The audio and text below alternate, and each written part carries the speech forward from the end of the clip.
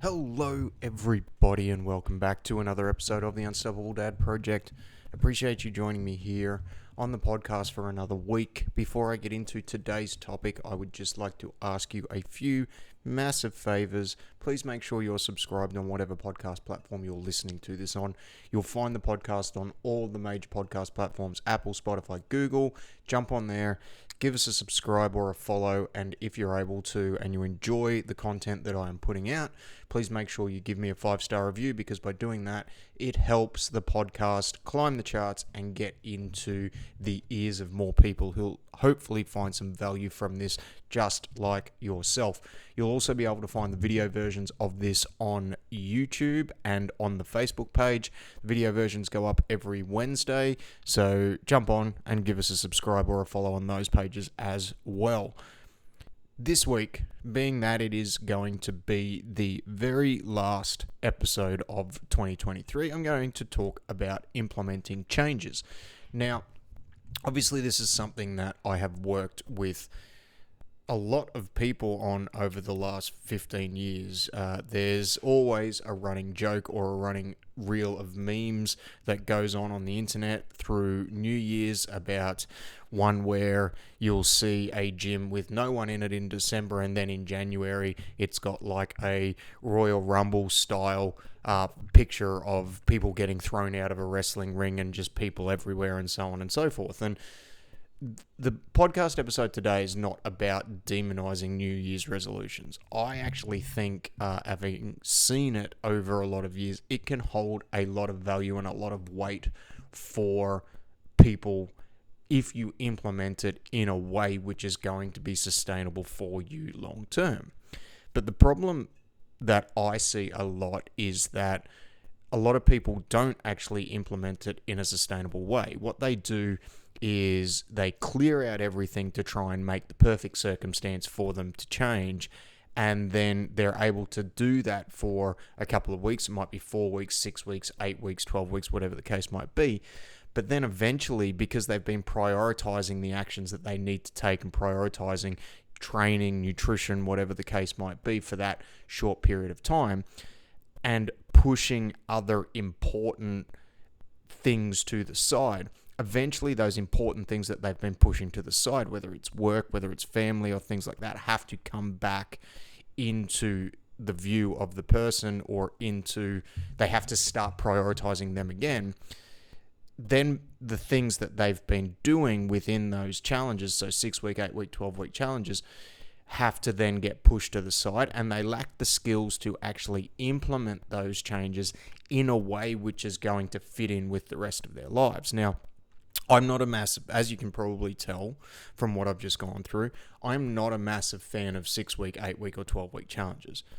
And the reason for that is what I've just gone through. The fact is, people will prioritize the things that they need to do through those periods in order to succeed at that challenge, which is perfectly fine. And some people will do that and they'll actually find a lot of success, and then on the back end they'll be able to transition that into daily life, and that's great. If you can do that, all power to you, and that is absolutely amazing. Go ahead and do that. But what I have seen is more often than not, that's not the case. What 6 and 8 week or those challenges don't lack is they lack a transition phase to actually show you, all right, this is what we need to, how we need to implement these changes, so that we don't have other important things slipping off our plate, so that we're not foregoing time with our family in order to train, so that we're not, missing out on having to skip out on work early and do things like that. We've got to look at it from a holistic point of view, and how to implement that change in a way where it is going to be conducive with the rest of our life and not cause friction in other areas that are going to be important to us. And we need to make sure that if we're doing these things, we're able to implement them back into quote unquote normal life. Now, when I say normal is going to look different after you've implemented something new. Like, that's going to be your new normal. So normal maybe isn't the right term, but hopefully you understand what I'm saying. Is if we wait for the ideal situation or the ideal circumstance in order to make a particular change, then we're going to run into trouble at some point when something else comes up. And trust me, something will always come up. And I was having a conversation this week with one of my clients actually around this, where he was talking about the busy period that he's got coming up. You know, we've had Christmas, which is just gone at the time of publishing this video or this podcast. We've got New Year's, which is on the horizon. And then some of us aren't, or some people aren't going back to work for a couple of weeks. They're going to have family visiting. Like, all these things are going to happen, and all these moving pieces around this time of year. It seems like we've got a lot going on. And the conversation he was having is, I wanted to do this and I wanted to do that and da-da-da-da. And I kind of put it to him like, hey, even after this month period, is there still going to be something else coming up afterwards? And when he sat down, when he thought about it, like, yeah, there's always going to be something coming up. And if we keep putting it off and we keep putting off implementing this change that we want to make until it's 100% perfect, firstly, it may never happen. In this instance, when we were talking about it, it would just keep getting put off. And then all of a sudden, in 2024, we're then looking at, hey, we're in July, we're in August, we're in September. Oh, and then we're back into this festive period again. And then we're looking at 2025. And it's been another 12 months of just waiting for that perfect circumstance in order to make the change. And the change never happens. So that's the first thing that can happen. The second thing that can happen is, let's say, for example, maybe you do get a perfect 4 or 6 weeks where you're able to make this change. And that's great, and you make those changes consistently for that 4 to 6 weeks. But then something comes up. And then if you have only ever implemented something in an ideal circumstance and you haven't thought about what the contingencies are going to be if this comes up or if that comes up, it's going to be very easy for you just to fall into a heap, put it all in the too hard basket, and not continue with the change that you've made. So waiting for the ideal time to do it is probably, for a lot of people, not going to be the best approach, because we need to learn to implement these things in a way which is going to be conducive with a life that we enjoy, and with something that in a way that we are able to actually sustain it over a long period of time. Because you would have heard me speak about it on the podcast time and time again, when it comes to change, when it comes to training, consistency is going to be the biggest thing, which is going to lead to the best long-term results. Without consistency, nothing else matters. If we're talking about from a training point of view, you can have the most intense training sessions you want for a week or 2 weeks, but if you can't consistently maintain that volume, that intensity, and consistently put in the action, you're not going to see a long-term result. It's not going to stick. It's going to be something that will be there for short term, and then it's going to disappear in the long term, because you're not able to consistently take action to get the result that you're looking for. And it's the same with any other change you're looking to implement. So what we need to really look at doing if we're going to implement change is we need to really just get started when we have that motivation in the first place. And you can use all the cliche like motivation's fleeting and discipline is the thing that we need to rely on. And that's all very true. And that's why I'm saying, like, for certain things like this, you will have that initial motivation where it will be high and you will want to take action. And my advice would be, instead of waiting for Monday or instead of waiting for New Year's, like, you might have motivation now, right? Like, you know, these podcasts are recorded usually a week or two before I publish them. And if you've got motivation, like, let's say after Christmas, let's say on the 27th of December or something like that, hey, maybe get started then. Maybe start going for a walk. Maybe start to eat better then. Yeah, look, you might have a New Year's bender plan that you're going to do, you know, go and have a good time with friends and things like that. But you can get 3 good days in the books of 3 or 4 or 5 days in the books of starting these habits and starting to implement these things and starting to troubleshoot some stuff, so that when it rolls around to New Year's, you're able to really hit the ground running and you're really able to make a dent in it. If you start now, it's also kind of future-proofing this for when other things come up. And so with that, when you start things, when you have the motivation, it'll be easier to start and it'll be easier to take action.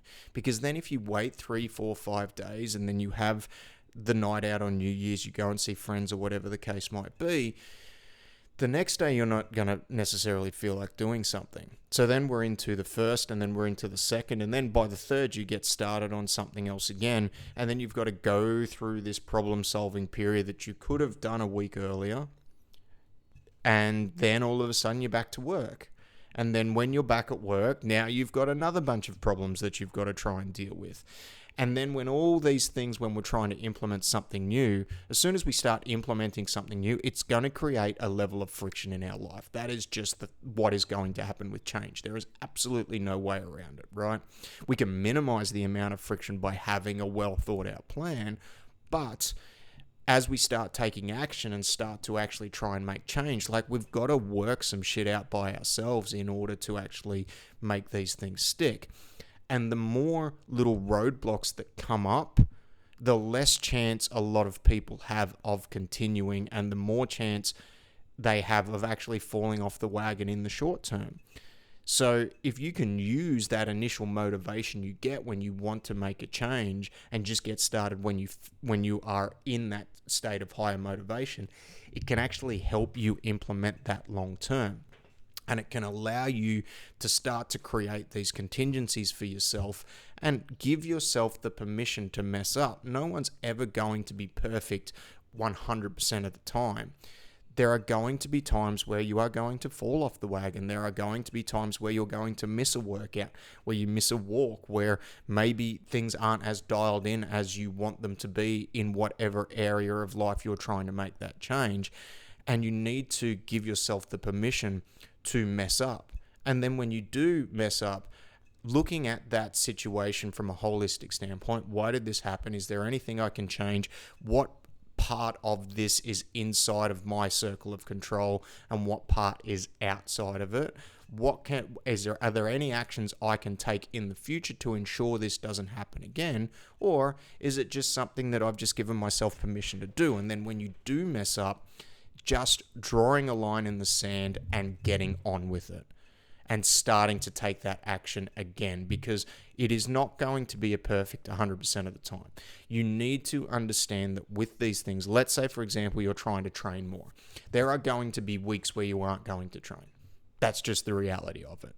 No one is ever going to train every single week of their life. You are going to get sick. The kids are going to get sick. Something is going to happen and something that is going to come up, which is going to stop you from maybe doing a week or a session, maybe 2 weeks, maybe even a month. Life happens. What we need to, the biggest skill I think a lot of people need to arm themselves with is when that happens, having a look at why it happened, understanding, is this something I can control or is this something I can't? And then after that, if it is something you can control, addressing those things to either make sure that it doesn't happen in the future, or accepting the fact that you made the choice to do it and that is going to come up again and being okay with that. Or if it's something we can't control, just letting go of it. And then once we've done one of those two things, we just need to go, right, I'm just getting back to the action that I said I was going to do. Not getting wrapped around the axle, not beating yourself up, not telling yourself you're a shit human being because you didn't do something you set out to do, but just getting back to it, because that is the way you are going to build consistency long term. Those small incremental steps over a long period of time are going to be the things that will add up and that will eventually get you to the result that you're looking for, or that will eventually allow you to create a new identity around the change that you are trying to make. Create a new identity around somebody who trains consistently. I go to the gym 3 times a week. Not I'm trying to, I do. That's another thing. I did an episode probably a while ago now where I spoke about I'm doing versus I am. And that's something that maybe you need to go back and have a listen to that episode, because when you're creating change and you're trying to get things implemented, we are actually creating a new identity for ourselves. We're creating somebody who does the things that we want to do. So instead of telling yourself that I'm trying to do it, maybe you need to tell yourself that I am doing it. I am the person who does this, not I'm trying to do this. Because and with all that, you start to build up those wins. You start to stack those small wins. You start to really implement something, and you convince yourself and you show yourself that, hey, if something goes wrong, I can still continue to do this. Even though maybe I've slipped for a week or 2 weeks or whatever the case might be, I have the ability within myself to get back to it and to keep moving this thing forward. And that, for me, is how a lot of people are actually going to implement things over this period, which are going to continue to stick. You need to understand that at some point you're going to mess up. Try and find something that you're going to be able to do in a sustainable way. Look to have those small incremental wins that are going to add up over a long period of time, and don't wait for the ideal situation to come up to make the change or to take the action, because at the end of the day, even though it might be ideal now, later on down the track it's not going to be ideal, and there's always going to be something that comes up. Doesn't matter what it is, life is always going to try and throw a spanner in the works at some point, and we need to try as best we can to address that as it comes up. And if it is important to us to continue to do something, find a way of doing it, take that action, and continue to move forward. Obviously, if you need help implementing change, if there is something that is there on your radar that you would love to do, if it's training, whatever the case might be, reach out. This is something that I've obviously helped a lot of people with over the last 15 years of being a coach. I have a paid program, and I also have a lot of free resources which I'm happy to provide to you should you not have the financial means to be able to work with me on a longer term basis. But that's the point of this podcast, is to hopefully give you some tools and some tricks that are going to be usable to start to move yourself forward. Happy New Year. Hope you all had a great Christmas. Hopefully you got something out of today's episode. Let me know what you think. Follow along on the socials. Subscribe. Give us a 5-star review. And see you all in 2024. Goodbye.